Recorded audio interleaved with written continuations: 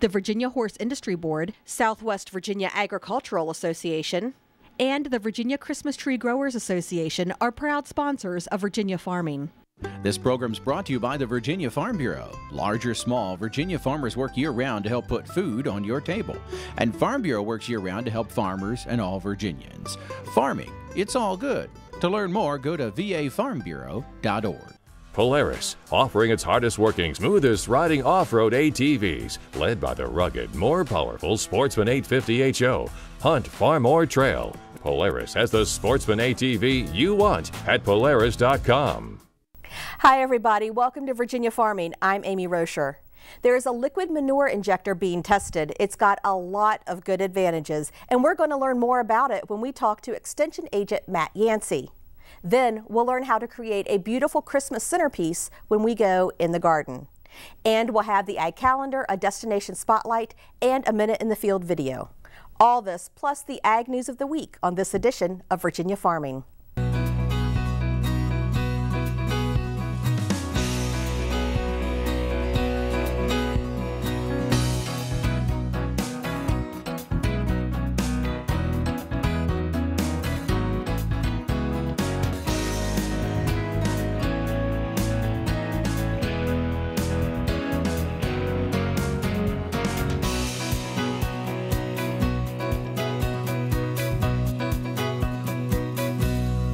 A new study by the American Academy of Pediatrics found that organic foods aren't any safer or more nutritious for children than conventionally produced foods.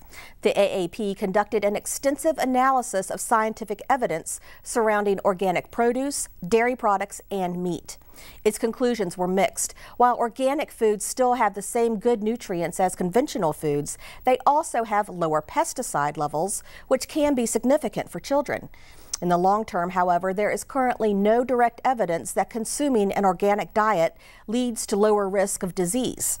According to Dr. Janet Silverstein, one of the lead authors of the report, it doesn't matter whether children eat organic or conventional foods as long as they maintain a healthy diet.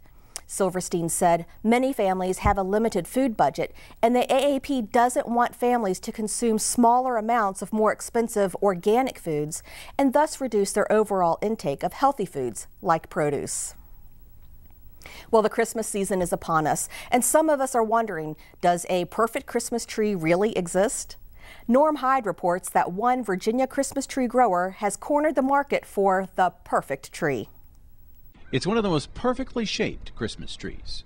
We always consider Fraser fir the Cadillac of the Christmas tree, you know. And it's native to only a relatively small area in the Blue Ridge Mountains, making the Fraser fir an important commodity in southwest Virginia.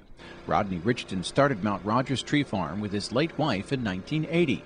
Today he sells only Fraser firs, but that wasn't always the case. We started our business when ceiling was real hard to come by. We started with Scotch pine, Norway spruce, white pine, and we just kind of evolved into all Fraser fir. The other species are a nice tree, but Fraser fir is a native to our area, and they grow the best in our area. Richardson's farm produces nearly 20,000 trees a year, from 25 feet tall to tabletops only 1.5 feet or so. Richardson knows it takes a lot to grow a good Christmas tree. For the first year, there are 5 needles and 1 bud. That's a year's worth of growth, which is not much. About 1 inch tall and 5 needles and 1 bud. Imagine that.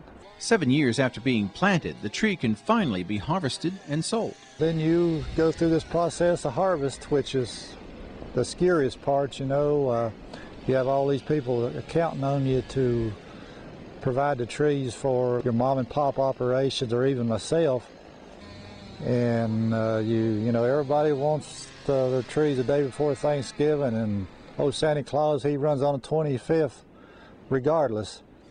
And if it comes a foot of snow and you can't get them out, you're in trouble, which has never happened to us. But you know, weather can be a problem. The Virginia Christmas Tree Growers Association estimates about 1 to 2 million Virginia-grown Christmas trees are sold each year, with a wholesale value of $20 to $40 million. The economic impact of the Virginia Christmas tree industry may top $50 million when you add in fresh wreaths and garland. Richardson's trees are a big part of that industry. You can find them at Richmond grocery stores, and he owns a retail shop in Manassas. And each of the 1,200 Fraser firs in Busch Gardens Christmastown in Williamsburg is cultivated and grown by Richardson. Even after more than 20 years of growing Fraser firs, Richardson says the time and effort put into caring for each tree can make it emotional come harvest time. Yeah, you kind of hate to cut that old pretty tree that you've cultured all these years, and there you're going to cut it down, send it off. In Grayson County, Virginia, I'm Norm Hyde. Thank you, Norm. The holidays aren't the only things to be thinking about this month.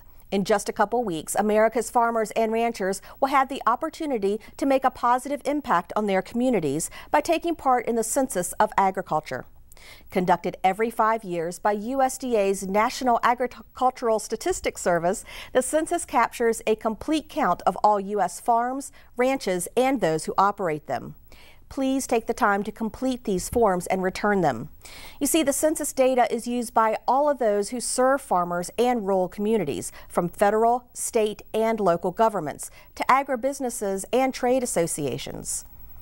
Companies and cooperatives can use the information to determine the locations of facilities that will serve agricultural producers. And often legislators use the information when shaping farm policies and programs.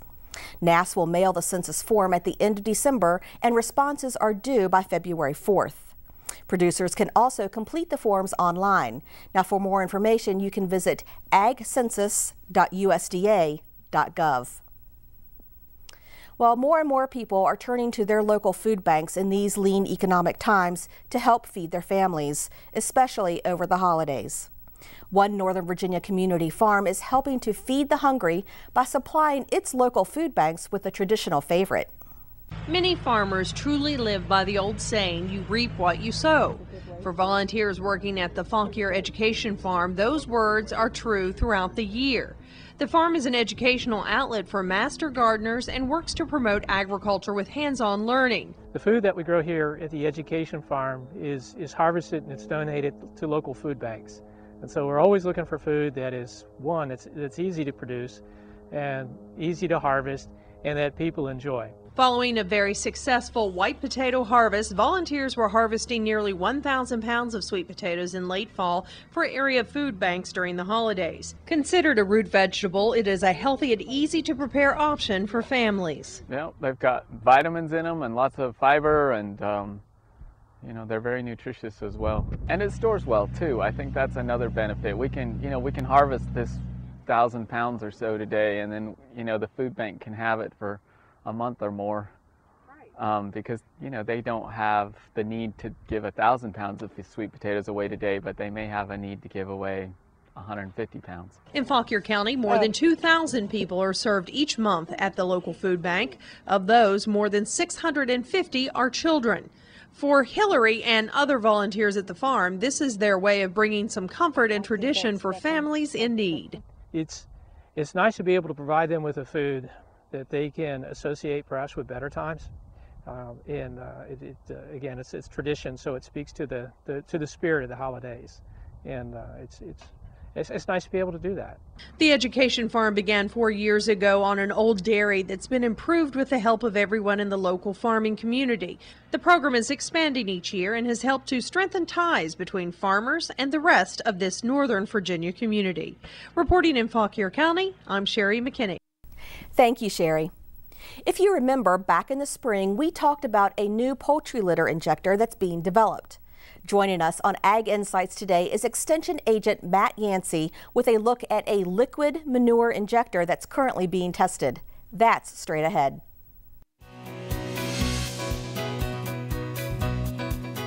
Matt Yancey is an extension agent specializing in crop and soil environmental sciences. He joins us today to talk about a new manure spreader that's in the works, a liquid manure injector. Matt, welcome to Ag Insights. Thanks for having me. Tell us about where this concept came from. Well, there are actually a lot of different liquid manure injectors out there. You can buy one on the market. They're certainly not cheap, but there are some different models out there. Rory McGuire at Virginia Tech really got the ball rolling with the research here in Virginia, and he's been working at it for several years now. So that's kind of where we got started. And since then, Virginia Cooperative Extension and a group that we work with, Virginia No-Till Alliance, has worked together to get some of this work on farms to large field scale settings to really try it out further. How many are out there now that are still being tested or being used? Well, one farmer in Mount Crawford here in Rockingham County has one that he owns and uses every season on his crops. And then there are several other farmers who've been kind of sharing the prototype machine from Virginia Tech and using that for field scale plots as well. These are used basically on no-till fields. They can be used on other. That's correct. You could use them in any type of tillage setting. No-till, of course, when you're not you're not working the ground, or conservation tillage where you're doing very little working of the ground. But certainly it works extremely well in a no-till setting because you're getting very little soil disturbance, and it fits in with that definition of no-till farming. Okay. Well, there's a picture of it behind us, a large spreader, and I noticed that it has a very large tractor in front of it. That's right. You know, in the work that we've done, we've seen a lot of benefits environmentally and economically to the farmer. Environmentally speaking, that was the main driver to begin with, I guess, with the Chesapeake Bay TMDL situation, which I think you and your viewers are well aware of. Right. So we're trying to find novel ways to decrease the amount of nitrogen that's moving off the field as well as the amount of phosphorus. And the liquid manure injector works very well because what it does, you can see here in this picture where we have 6 units on the back of the injector. And what they do is open a trench in the soil and then basically pump that liquid dairy manure or slurry into that trench and then close that trench back up. It works very similar to how a no-till corn planter works. And so that's how it works. But, you know, since you are hauling that large amount of manure and then digging into the ground, so to speak, it does require a pretty significant horsepower tractor to run that machine. Oh, and this is a close-up of the blades themselves. That's right. So you can see there a coulter in the front, and then that tube, the green tube that comes down, is carrying that liquid dairy manure into that slot, and then the closing wheel is coming behind it and close the slot. This system, as opposed to a broadcast dairy manure system where you're simply just putting it on the field, not covering it up at all, you're basically losing about half of the nitrogen that's there to ammonia volatilization. So when we cover that manure up in the field, we're recapturing that. So we're actually getting double the nitrogen that we would get in a broadcast setting. You think that the higher nitrogen level is probably the biggest advantage to using this system? It's absolutely the biggest advantage, and going back to the environmental standpoint again, you know, we're basically eliminating, or very close to it, the potential for runoff from that manure. Phosphorus moves off fields from runoff. Basically, heavy rainstorms move it off the surface. So we're putting it underground and negating that effect. The other major benefit is the increased soil organic matter from this manure. Any type of manure, you know, in conventional farming, organic farming, contributes a lot to soil organic matter, so we're putting that underground and getting a major benefit there for soil health and soil biology as well. Well, it'll be really interesting to see the soil tests that come back from these plots that you're testing, because I was just really amazed at the soil samples that they showed just from no-till, and the amount of moisture and water that it held. Absolutely. So I can imagine how healthy that the ground underneath is going to be with this type of fertilizer injected down into it. And it stays, like you say, it stays there. That's right. So it's going to be available in a longer time period through the season. You're, like I said, you're getting more nitrogen. Some of the farmers we worked with, traditionally they would put nitrogen down at planting of the corn crop and then come back later, June or July, and put down some more nitrogen. Well, they found that they can go out there and inject this manure and not need to make that second trip out in the field. So they're getting a lot more benefit from that standpoint. The other thing I wanted to talk about was cost. Okay. Now, if a farmer, you know, when all the kinks are worked out of the system and these become a little more available to more farmers, what do you look for the cost to be as opposed to the typical type of manure spreader that we have out there now? Sure. Well, there are a couple of factors that play into it. We already talked about the increased horsepower need from the tractor that a farmer may or may not already have. So if they already have that covered, that's great. Obviously, it's another implement on the farm, so there's initial upfront cost of purchasing that implement, retrofitting an existing tanker maybe. So you're going to be looking at a significant cost there.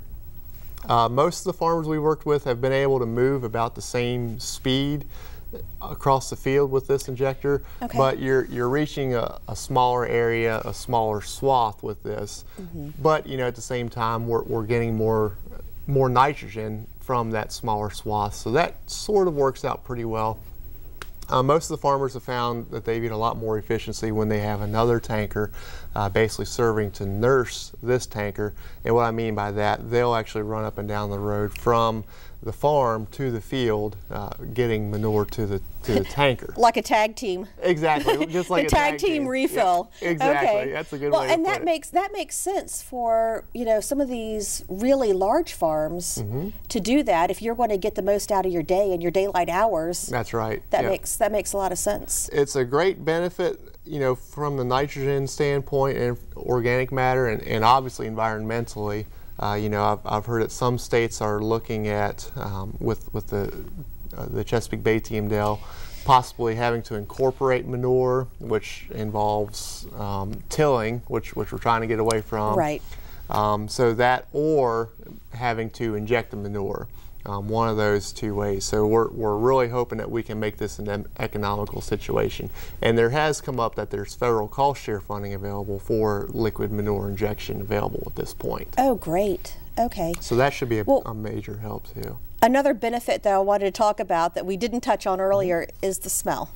Now with the poultry injector, when I saw it firsthand, I was completely amazed that there was no smell. I have not seen the liquid injector firsthand, but you have. Tell me about the smell. Yeah, well, the smell is all but eliminated. You know, if you live in Rockingham County, you're very aware of springtime or, you know, some fall time where farms are, you know, spreading it out there, and that smell's in the air. It's kind of the smell of money, I refer to it as. But that's right. If you can do away with that smell and with injection, you most certainly can. And some farms have fields that are adjacent to large residential areas. You know, our farms are, you know, competing for land on, you know, development standpoint and that sort of thing. So there are a lot of farms who are encroaching right along in residential areas. So this injection is a major plus there. And a lot of farmers have cited that. And it lets them get closer to roads and to housing. Absolutely. Because it is incorporated and not laying on the top. That's right. For yep, for sure. Okay. When might this be made available to the general public? Well, they're out there. They're available for purchase. They're not, you know, they're not manufactured to the extent that our traditional spreaders and haulers are, but they are out there. Again, it just comes down to the cost. If we can really, you know, pin this down and identify the true benefits, you know, I think that the cost could work out over time. Right now, it's a little bit of a tough call, both on the liquid injector and the poultry litter injector, which you've seen run. Right. But you know, that's the main hurdle that we're looking at right now. We can run the thing. It's just it's a little bit costly to run at this point. Now, if a farmer was interested in trying this out or getting some more information, who would they contact? Well, they can give me a call or you know, come by the Rockingham County Extension office. Okay. Or really any extension office in the state. They ought to be able to help them out.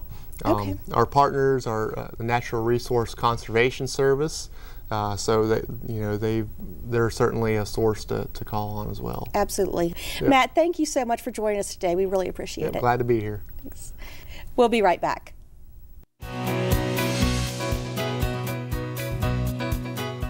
You can create a beautiful centerpiece using all kinds of winter foliage. To show us how, let's join Mark Viette in the garden. A lot of our plants in the garden are great to use for holiday decorating. And the real added advantage is the fragrance. Just the fragrance of these evergreens in your home can add so much during the holiday season.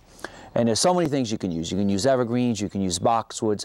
All of these things can be cut and brought indoors. And let's go on in the garage and start decorating.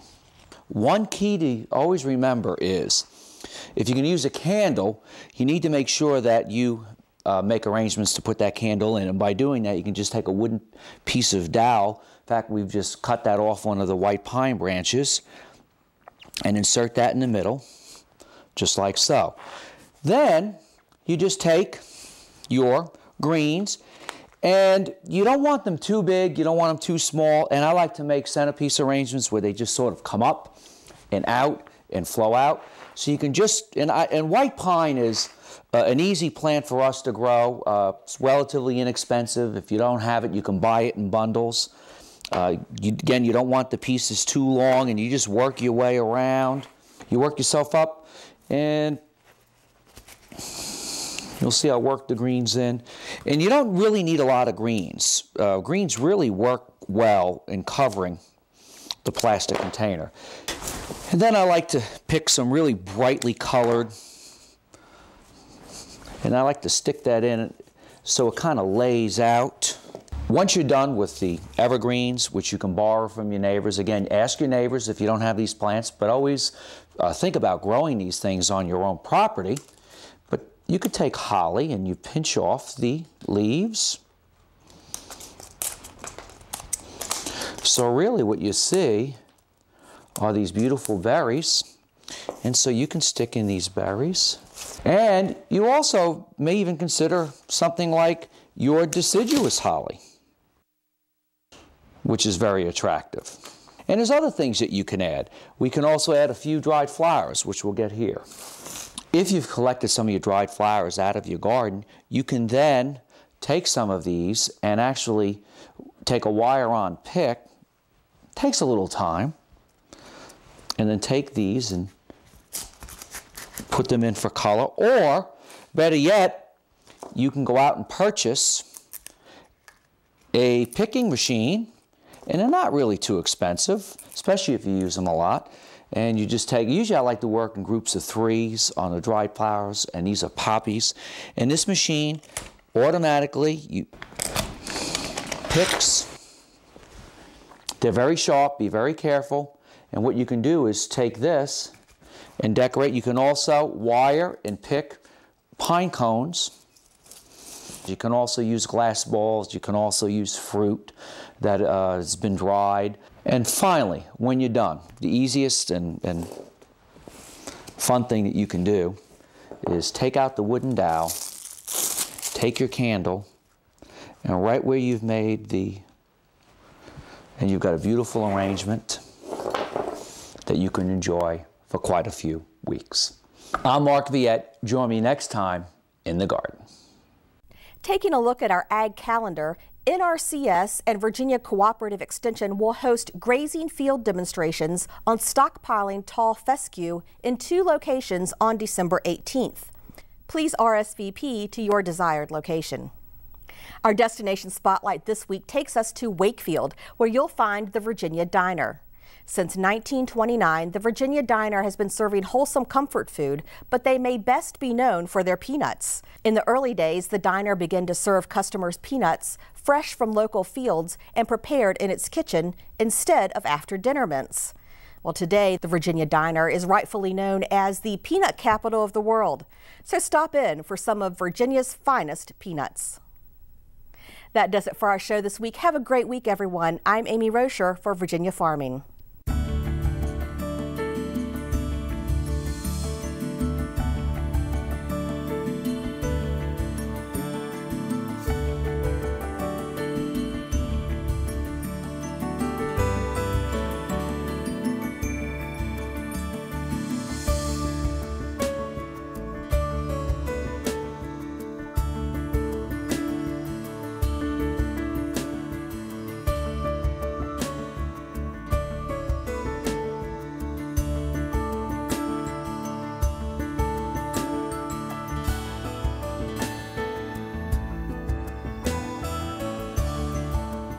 This program's brought to you by the Virginia Farm Bureau.